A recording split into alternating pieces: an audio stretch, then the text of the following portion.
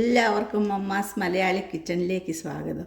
ഇന്ന് നമുക്ക് മാമ്പഴം കറി വെച്ചാലോ. കുറച്ച് നാട്ടുമാങ്ങ പഴുത്തതാണ് കിട്ടിയത്, പക്ഷേ ഇതിന് നല്ല പുളിയാണ്. അതുകൊണ്ട് ഇത് കറി വെക്കാമെന്ന് ഞാൻ കരുതി. നമുക്ക് ഇത് അല്ലാതെ തിന്നാൻ പറ്റത്തില്ല, നല്ല പുളിയാണ്. നല്ല നാട്ടുമാങ്ങ പഴമാണിത്, കണ്ടോ. ഇത് നമുക്ക് കറി വയ്ക്കാം. ആയിട്ട് ഞാനൊരു ചട്ടി എടുത്തിട്ടുണ്ട്. ഈ ചട്ടിക്കകത്തേക്ക് ഇനി നമുക്ക് ഇത് പൊളിച്ച് ഇട്ട് കൊടുക്കാം.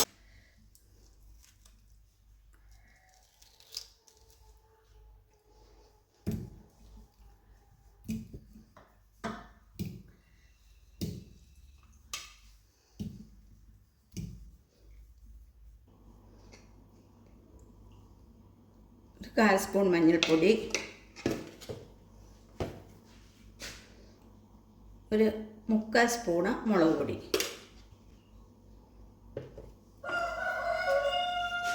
ആവശ്യത്തിന് ഉപ്പ്, 2 പച്ചമുളക് അരിഞ്ഞത്, 2 തണ്ട് കറിവേപ്പില. ഇത് വേവാൻ ആവശ്യത്തിനുള്ള ഒരു നികക്ക വെള്ളം, 1 ഗ്ലാസ് വെള്ളം ഞാനിത് ഇത്രയും വെള്ളം ഒഴിച്ച് ഇത് നമുക്ക് വേവിക്കാനായിട്ട് അടുപ്പത്ത് വയ്ക്കാം. വേവിക്കാനായിട്ട് അടുപ്പത്ത് വെച്ച് ഇത് വേവാനായിട്ട് മൂടി വയ്ക്കാം. മാമ്പഴം വേവുന്ന സമയം കൊണ്ട് നമുക്ക് അതിനുള്ള അരപ്പ് റെഡിയാക്കാം. അതിനായിട്ട് ഇവിടെ ഞാൻ 1 മുറി തേങ്ങയാണ് എടുത്തിരിക്കുന്നത്. ഇതിലേക്ക് 1 സ്പൂൺ ജീരകം, ചെറിയ സ്പൂണിനാണ്, 1/4 സ്പൂണ് കുരുമുളക്, 1/2 സ്പൂണ് കടുക്, 2 ചുവന്നുള്ളി. ഇത്രയും നമുക്ക് നല്ല വെണ്ണ പോലെ നമുക്ക് അരച്ചെടുത്തുകൊണ്ട് വരാം. നന്നായിട്ടും അരച്ചെടുത്തിട്ടുണ്ട്. മാമ്പഴം വേവെന്തായിരുന്നു നോക്കാം നമുക്ക്.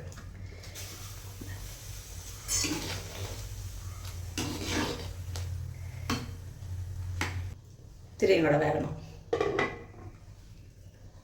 ഒരു 5 മിനിറ്റും കൂടെ കഴിഞ്ഞിട്ടുണ്ട്. ആ സമയത്ത് നമുക്ക് തുറന്ന് നോക്കാം, വെന്തോന്ന് നോക്കാം നമ്മുടെ മാമ്പഴം.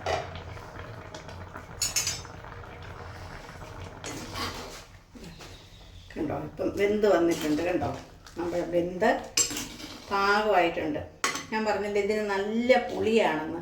ഇതിനകത്ത് ഞാൻ തൈര് ചേർക്കുന്നില്ല, കാരണം നല്ല പുളിയായി. ഇനി അതിൻ്റെ കൂടെ തൈരും കൂടെ ചേർക്കുമ്പോൾ പിന്നെയും പുളി കൂടും, നമുക്ക് ഈ കറി ഉപയോഗിക്കാനേ പറ്റത്തില്ല. ഇനി ഇതിൻ്റെ പുളി കുറയ്ക്കാനായിട്ട് ഞാനൊരു കാര്യം ചെയ്യുകയാണ്. 1 കഷ്ണം ശർക്കരയാണ് ഇട്ട് കൊടുക്കുന്നത്. ആ ശർക്കരയും കൂടി ഒന്ന് ഉരുകി ഇറങ്ങി വരുമ്പോഴത്തേനും അതിൻ്റെ പുളി പാകമാകും. നമുക്കൊരു ആ ശർക്കര ഉരുകാൻ സമയം ഒരു 2 മിനിറ്റ് ഒന്നുകൂടെ മൂടി വെച്ച് വേവിക്കാം. തുറന്ന് നോക്കാം, നമ്മുടെ ശർക്കരയൊക്കെ ഉരുകി ഇറങ്ങി വന്നാൽ നമുക്കൊന്ന് നോക്കാം.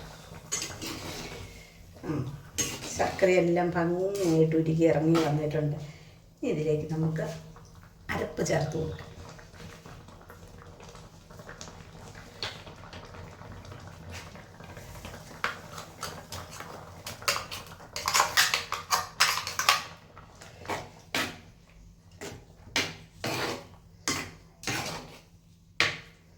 തിളയ്ക്കാനായിട്ട് ഒന്ന് മൂടി വയ്ക്കാറുണ്ട്. തുറന്ന് നോക്കാം, തിളച്ചൊന്ന്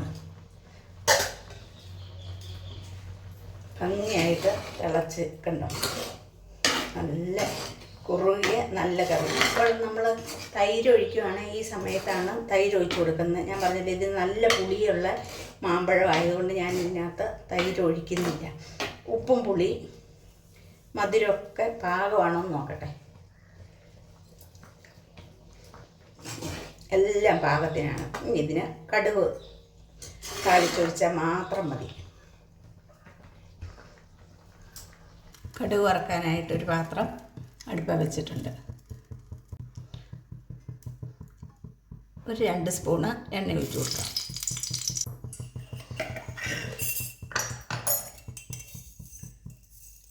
എണ്ണ ചൂടായി വന്നു കഴിഞ്ഞപ്പോൾ 1/2 സ്പൂണ് ഉലുവയാണ് ഇട്ട് പൊട്ടിക്കുന്നത്.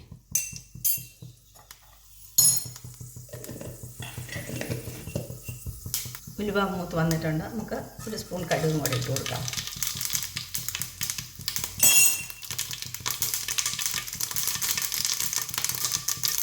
കടുക് കൂട്ടിക്കഴിഞ്ഞു. 3 പച്ചമുളക്, പച്ചമുളകല്ല, വറ്റൽമുളക്, കുറച്ച് കറിവേപ്പില. കറിക്കകത്തേക്ക് നമ്മുടെ കടുക് പൊട്ടിച്ചതെല്ലാം ഒഴിച്ച് കൊടുക്കാം. സൂപ്പർ കറി, സൂപ്പർ മാമ്പഴം കറി ഇവിടെ റെഡി ആയിട്ടുണ്ട് കണ്ടോ.